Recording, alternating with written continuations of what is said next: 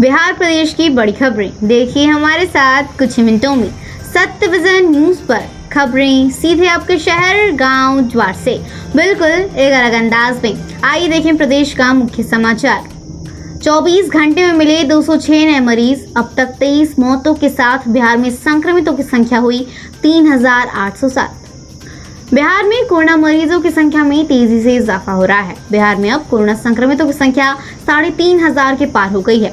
बिहार में रविवार को 26 जिलों में 242 और नए मरीज मिले हैं। इसके साथ ही राज्य में पॉजिटिव मरीजों की संख्या बढ़कर 3807 हो गई है। इस बात की जानकारी बिहार स्वास्थ्य विभाग ने दी है। पिछले 3 हफ्तों में अधिकतर संक्रमित बाहर से लौटने वाले प्रवासी मजदूर हैं। वहीं राज्य में कोरोना महामारी से अब तक 23 लोगों की मौत हो चुकी है। स्वास्थ्य विभाग की ओर से जारी आंकड़ों के अनुसार बिहार में कुल ठीक होने वाले मरीजों की संख्या 1520 हो गई है। राज्य के सभी 38 जिलों में कोरोना दस्तक दे चुका है। IIT पटना में आज से ऑनलाइन एग्जाम। परीक्षा में छात्र ओपन बुक की ले सकते हैं मदद। IIT पटना पहला ऐसा संस्थान है जो अपने स्टूडेंट्स की परीक्षा ऑनलाइन लेगा। IIT पटना अंतिम सेमेस्टर में पढ़ रहे UG PG के सभी स्टूडेंट्स की परीक्षाएं ऑनलाइन आयोजित करा रहा है। परीक्षा 1 जून से शुरू होगी और 8 जून तक चलेगी। IIT पटना में professor incharge public relation doctor मेघना दत्ता ने बताया कि परीक्षा सही से आयोजित होगी। इसके लिए शनिवार को सभी स्नातक और स्नातकोत्तर छात्रों के लिए मॉक परीक्षा का आयोजन किया गया है। मॉक सेक्शन का समन्वय कंप्यूटर सेंटर के प्रभारी प्रोफेसर डॉक्टर जयदीप चंद्रा ने किया। उन्होंने बताया कि शुरुआत में ऑनलाइन परीक्षा में कुछ समस्याएं आई हैं। इसके लिए देर शाम दोबारा एक और सत्र आयोजित किया गया। डॉक्टर चंद्रा ने बताया कि देश भर के लगभग 350 छात्र इस मॉक परीक्षा में शामिल हुए हैं।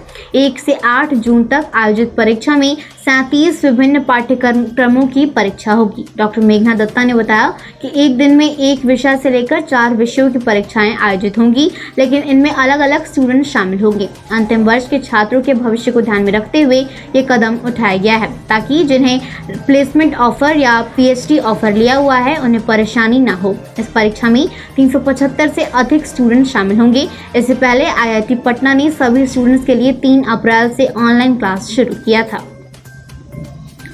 बिहार में 5 दिन देर से आएगा मॉनसून। इस साल अच्छी बारिश के आसार। बिहार में मॉनसून की दस्तक में पूर्वानुमान से 5 दिनों का विलंब हो सकता है। बिहार में अब यह मॉनसून 20 जून के बाद ही प्रवेश करेगा। मई के पूर्वार्ध में IMD के घोषित पूर्वानुमान के मुताबिक मॉनसून की बिहार में दस्तक 16 जून को तय थी। मौसम वैज्ञानिकों के मुताबिक बिहार में मॉनसून में विलंब होने वाली बारिश की मात्रा पर कोई असर नहीं पड़ेगा। बिहार में अभी तक 100% बारिश अनुमानित है। IMD पटना की तरफ से दी गई आधिकारिक जानकारी के मुताबिक केरल में मॉनसून अभी तक ऑनसेट नहीं हो सका है। मॉनसून के ऑनसेट होने में हुई ये देरी बंगाल की खाड़ी में आए साइक्लोन की वजह से हुई है। हालांकि अब अरब सागर में कम दबाव का केंद्र बनना शुरू हो गया है। उसे गति पकड़ने में 4 से 6 दिन लग सकते हैं। अभी मॉनसून की दस्तक के संबंध में IMD कोई भी नई तिथि तय करने नहीं जा रही है। हालांकि पिछले कुछ सालों में बिहार में भारी बारिश का ट्रेंड और गहरा सकता है। मॉनसून की सक्रियता अक्टूबर मध्य तक जा सकती है। उल्लेखनीय है कि भारत में मॉनसून की दक्षिणी पश्चिमी मॉनसूनी हवाएं बारिश कराती हैं। इसलिए केरल के पश्चिमी इलाके से आने वाली ये हवाएं बिहार में बारिश कराने के लिए जिम्मेदार मानी जाती हैं। ग्रीष्म अवकाश को लेकर आज से 30 जून तक MU के सभी कॉलेज बंद। मुंगेर विश्वविद्यालय के सभी महाविद्यालय राजभवन द्वारा जारी अवकाश कैलेंडर के अनुरूप 1 से 30 जून तक ग्रीष्म अवकाश को लेकर बंद कर दिया गया है। कुल सचिव कर्नल विजय कुमार ठाकुर ने बताया कि कोविड-19 महामारी को लेकर सभी महाविद्यालयों में कक्षाएं लॉकडाउन के पहले फेज से ही बंद हैं, परंतु शिक्षक एवं सभी महाविद्यालय कर्मियों को राजभवन के आदेशानुसार मुख्यालय में ही रखा गया था। वहीं अब अवकाश कैलेंडर के अनुरूप 1 जून से ग्रीष्म अवकाश होने के कारण विश्वविद्यालय एवं महाविद्यालय के कार्यालय खुले रहेंगे, लेकिन कक्षाएं पूर्व की तरह स्थगित रहेंगी। वहीं कक्षाओं के स्थगित होने के कारण शिक्षकों के मुख्यालय में रहने की अनिवार्यता समाप्त हो गई है। पूर्व मध्य रेल से आज से चलेंगी 22 जोड़ी यात्री स्पेशल ट्रेनें। AC स्पेशल ट्रेनों के बाद 1 जून यानी सोमवार से 100 जोड़ी यात्री स्पेशल ट्रेनों का परिचालन शुरू हो जाएगा। इसमें पूर्व मध्य रेल से 31 जोड़ी ट्रेनें चलेंगी। पुंडे क्षेत्र से चलने वाली 22 जोड़ी ट्रेनों में 12 जोड़ी ट्रेनें दानापुर रेल मंडल से आएंगी व जाएंगी। वहीं 10 जोड़ी ट्रेनें सूबे के विभिन्न स्टेशनों से आवागमन करेंगी। इतना ही नहीं, 9 जोड़ी ट्रेनें पुंडे क्षेत्र से होकर गुजरेंगी। हालांकि सोमवार से सभी ट्रेनें नहीं चलेंगी। इसकी वजह ट्रेन का रैंक दूसरे जोन में होना है। जैसे स्पेशल संगीमा एक्सप्रेस की रैंक बेंगलुरु में है तो पाटलिपुत्र मुंबई एक्सप्रेस की रैंक मुंबई में है। इस तरह की कई ट्रेनें हैं। इससे अलग अलग तिथि से ट्रेनों के परिचालन को शुरू किया जाएगा। पूर्व मध्य रेल से एसी स्पेशल ट्रेनों के अलावा चलने वाली यात्री स्पेशल ट्रेनों को लेकर दानापुर रेल मंडल क्षेत्र के स्टेशनों पर तैयारियां पूरी कर ली गई हैं, ताकि स्टेशन पहुंचने वाले यात्रियों को किसी स्तर पर परेशानी का सामना न करना पड़े। फिलहाल एक छोटा सा ब्रेक, लौटेंगे जल्द। हमसे जुड़कर सिटीजन पत्रकार बनिए, लोकतंत्र की ताकत बनिए। जो समझते हैं लोकतंत्र से खुद को ऊपर, जो खाते हैं कस्में जनसेवा की और करते हैं सिर्फ अपनी, उन्हें लोकतंत्र की ताकत का एहसास दिलाइए। जो खेलते हैं लोकतंत्र से, कानून और संविधान से, उन्हें उनकी हैसियत बताइए। क्योंकि आप और हम हैं लोकतंत्र की ताकत। सत्य विजन न्यूज, जुड़िए हमारे साथ। सत्य विजन न्यूज, लोकतंत्र की ताकत है हम। ब्रेक के बाद एक बार फिर स्वागत है आपका सत्य विजन न्यूज में। बढ़ते हैं समाचारों की ओर। कंटेनमेंट जोन को छोड़कर आज से सभी दिनों के लिए खुलेंगी सभी दुकानें। कंटेनमेंट जोन को छोड़कर पटना जिले की सभी दुकानें, सरकारी व निजी कार्यालय तथा होटल व रेस्तरां सोमवार से पूरी तरह से खुल जाएंगे। ये सुबह 7 बजे से रात 9 बजे तक खुले रह सकेंगे। हालांकि रात्रि 9 बजे से सुबह 5 बजे तक पूरे जिले में कर्फ्यू लागू होगा। इस अवधि में सिर्फ मेडिकल सामग्री की दुकानें, दवा दुकानें व मेडिकल क्लिनिक ही खुल सकेंगे। डीएम कुमार रवि ने बताया कि विभिन्न दुकानों के खोलने के दिन पर लगा प्रतिबंध हटा दिया गया है। मार्केटिंग कॉम्प्लेक्स में ऑडियन की व्यवस्था भी खत्म हो जाएगी। सभी दुकानें, मार्केटिंग व शॉपिंग कॉम्प्लेक्स तथा तमाम सरकारी व निजी कार्यालय पूरे स्ट्रेंथ के साथ सोमवार से खुल सकेंगे। इसके साथ ही आरटीपीएस काउंटर सहित डायरेक्ट पब्लिक सर्विस से जुड़ी सेवाएं भी बहाल हो जाएंगी। 2 बार बनारस डाइवर्ट होकर पटना आई स्पाइस जेट की दिल्ली की फ्लाइट। दिल्ली से आने के दौरान 2 बार बनारस डाइवर्ट होकर स्पाइस जेट की फ्लाइट SG8480 शनिवार देर रात पटना एयरपोर्ट पर लैंड की। इसको मिलाकर रविवार को पटना एयरपोर्ट से 14 जोड़ी विमानों का परिचालन हुआ। इससे 3429 यात्री आए गए। इनमें आने वालों की संख्या 2412 थी, जबकि जाने वालों की संख्या 1017 थी।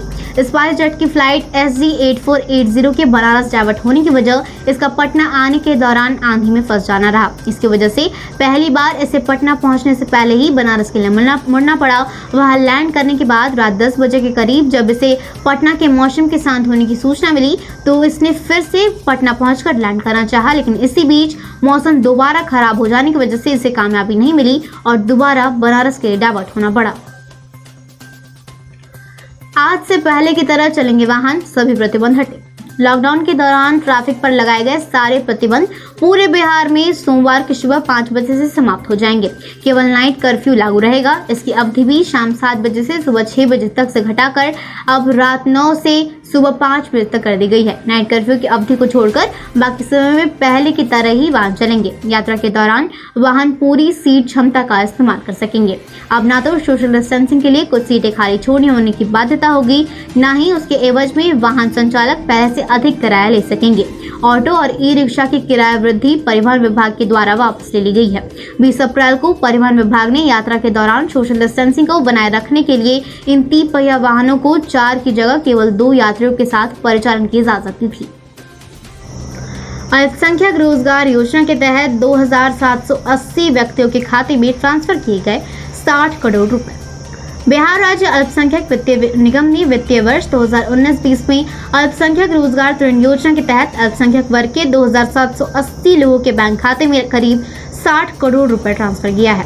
बिहार राज्य अल्पसंख्यक वित्तीय निगम के द्वारा अब तक 14,483 अल्पसंख्यक लोगों के बीच 197.04 करोड़ रुपए कर्ज के रूप में मात्र 5% इंटरेस्ट की दर से मुहैया कराया जा चुका है। कॉरपोरेशन के प्रबंध निदेशक मोहिद्दीन ने बताया कि मुख्यमंत्री श्रम शक्ति योजना अंतर्गत अब तक अल्पसंख्यक वर्ग के 588 शिक्षित बेरोजगार युवकों को कुल 1.276 करोड़ रुपए देकर बेहतर सरकारी एवं गैर सरकारी संस्था द्वारा व्यावसायिक एवं तकनीकी प्रशिक्षण दिलाकर आत्मनिर्भर बनाया गया है। 1350 किलोमीटर साइकिल चलाकर दिव्यांग मामा को फरीदाबाद से लेकर आया बबलू। दरभंगा की ज्योति की तरह ही आमस के ग्राम झरीटोला ठाहुरी निवासी 22 वर्षीय बबलू ने अपने बुलंद हौसलों के बदौलत इतिहास रच दिया।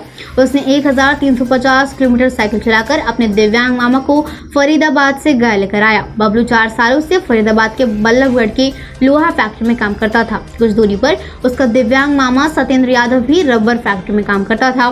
सत्येंद्र आमस थाना क्षेत्र के महुआवा पंचायत अंतर्गत प्राणपुर गाँव के रहने वाले हैं। लॉकडाउन से सिर्फ एक माह पहले काम करने के लिए फरीदाबाद गए थे। बबलू ने बताया कि अचानक लॉकडाउन से काफी परेशानियां बढ़ गई और अंत में उन्हें वापस लौटना पड़ा।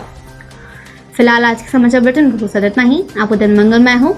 अपना और परिवार का ख्याल रखिए, घर में सुरक्षित रहिए, कोरोना महामारी से बचकर रहिए, 3 से 6 फीट की दूरी बनाकर रहिए। हम फिर मिलेंगे आपसे अपने अगले बुलेटिन में। हमारा प्रयास आपको कैसा लगा? अगर हमारी कोशिश आपको पसंद आए तो हमारे वीडियो को लाइक करें, अपने दोस्तों के साथ शेयर करें। अगर आप हमारे चैनल पर नए हैं तो चैनल को सब्सक्राइब करें और आज के समाचार में सबसे अच्छी खबर आपको कौन सी लगी हमें कमेंट बॉक्स में बताएं। नमस्कार, आदाब, सत श्री अकाल।